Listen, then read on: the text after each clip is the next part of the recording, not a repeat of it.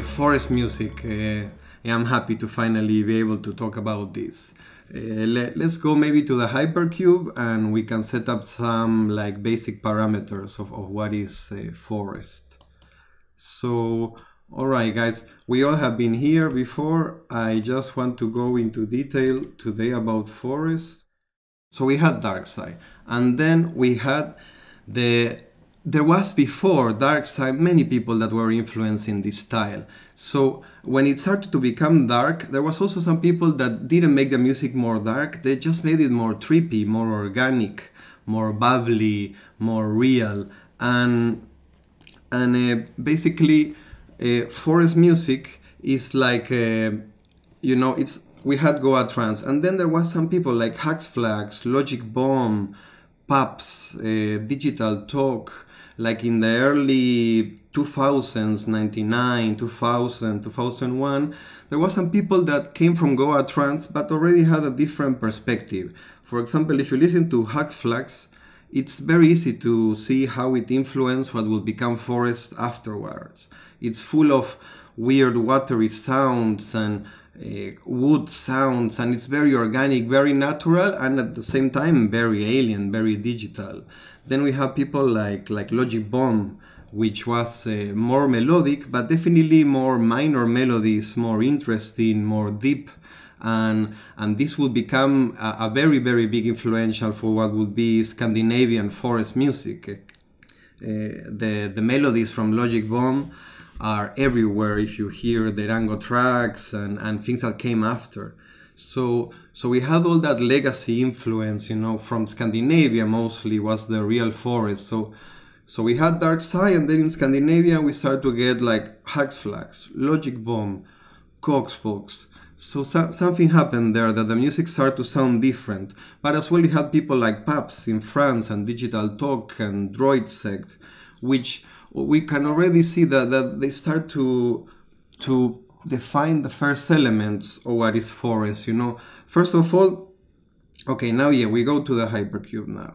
So first of all, if we are in the hypercube, we can for sure say that forest music is mostly over here, guys, from the axis that is organic.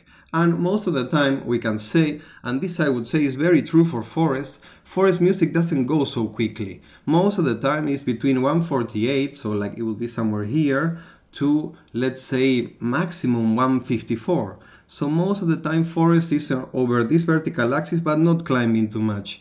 And here I could propose and discuss that maybe sometimes when music that goes over certain parameters is not that style anymore. For example, can you make a 200 forest track? Some people would say no, some people would say no, forest will always be groovy and slow. But there are some people that have tried to do very fast tracks from forest music. There is a Derango 200 BPM track. So I would say that even though 99% of most of the tracks are here, guys, like somewhere here and here. Oh, wait, let me change the color. Somewhere here and here. I would say that most of the time, that's 99.9% of forest music, 150 to 154. Most of the time is organic. We rarely see forest music stopping in the same way that high-tech does. It's a more continuous flow, they don't break so much. I would say almost there is no moment of real like silence or pause. Most of the time forest music, especially Parvati Records, it's more groovy, more lineal, it's about keeping a certain state, and it's not about like stopping that flow. Then the second axis, we are here in more organic, definitely. And then something that we're going to discuss today with Giuseppe and Jahbo is the other axis, which is very interesting, I think, for forest music, because forest music can be completely dark, and also forest music can be very, very bright, and it still sounds like forest music. So that's the interesting part here, that forest music can be things like the Derango, that can be very melodic and very like pleasant and heavenly, and it can also be quite dark and quite chaotic. Some tracks of progs are definitely not so friendly.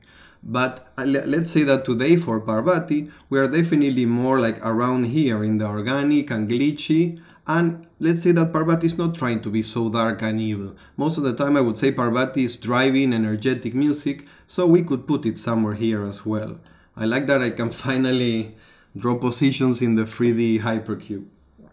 So okay, today we are in forest, and forest would be all that part basically, you know, like somewhere here. Okay, sorry guys, I'm not good drawing 3D, but we are like somewhere around here today. So yeah, this is basically where we can put forest in our hypercube. You know, we know about the BPM, we know it's full of bubbly, watery sounds that resemble more organic than glitchy. It has leads, but it definitely it's more about presenting an organic flow. Even though it's full of leads, it has delays, it has reverbs, it has a bigger space. So that's another big technical difference with forest. You know, high tech can be more dry, it can be more interrupted with flow, and so that's forest basically. It's like a groovy psychedelic trance style that goes from 150s to 154s. It has definitely an emphasis on being organic, on being more deep, more a bigger space. Leads, every element is done in a more organic way, and we have something very interesting in forest, that it can really go from the most bright and most melodic to the most organic, atmospheric, darker tracks. So that's interesting as well. Forest is a very complete style, and yeah, wow. For me, to be honest, my first real introduction to forest was with Derango, because Derango is very special and very different. But for me, it's a pleasure to have Parvati Records today, because they were one of the first ones to release Derango. They were the first ones to release Kinsasa. So Parvati is like the blueprint of what we have been studying all this time. So for me, that would be, you know, like it's impossible to do a forest style analysis without Parvati, which is the birthplace of many things of this style, and it still continues to keep it alive this day.